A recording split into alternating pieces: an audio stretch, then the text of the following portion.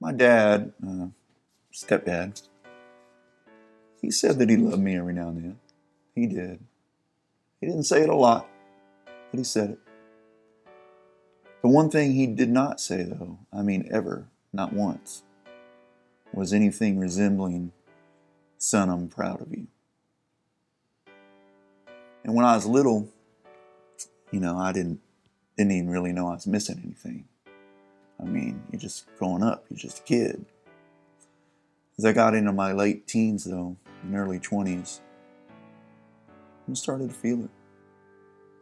I started to realize it was a big deal. Now, my mom said it a lot. She was great about that. She told me all the time she was proud of me.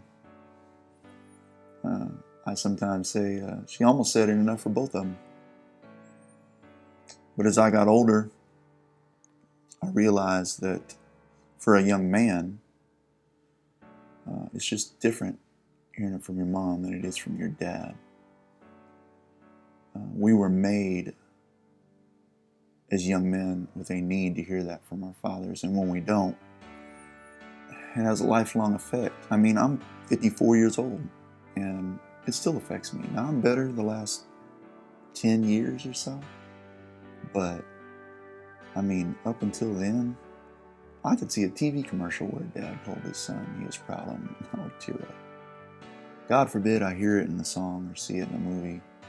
It would just wreck me. And it just leaves a big hole. Another effect it had, at least for me, was I was probably 35 or 36 years old, and I was sitting there thinking one day, I've always been an extremely driven person, driven to succeed. And I was thinking about that one day, and I realized that one of the main reasons, if not the main reason, was because I was so determined to accomplish things in life, so obviously successful, that I didn't need a dad to tell me he was proud of me. Just didn't need it. The hell with him. At the same time I realized that, I realized that even if I did accomplish those things, there was still no replacing hearing that from him. I would still need to hear those words. And the reality was, in that moment, and really my whole life, was that I was never going to hear those. I mean, my stepdad was out of our life completely when my mom divorced him when I was 13. My real dad had died when I was 10 or 11. And, I won't hear those words in this lifetime. Maybe when I get to heaven.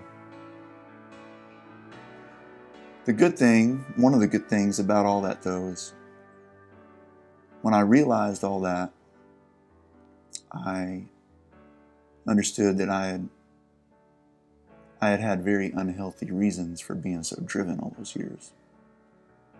And so I was able to get rid of the unhealthy reasons and replace them with good ones. The other good thing that came out of all that, and this is by far the greatest thing, is that I learned to tell my kids, now I have 2 daughters, I don't have any sons, but to make sure I tell my kids that I'm proud of them every single time. And I have. So, thank you, Dad.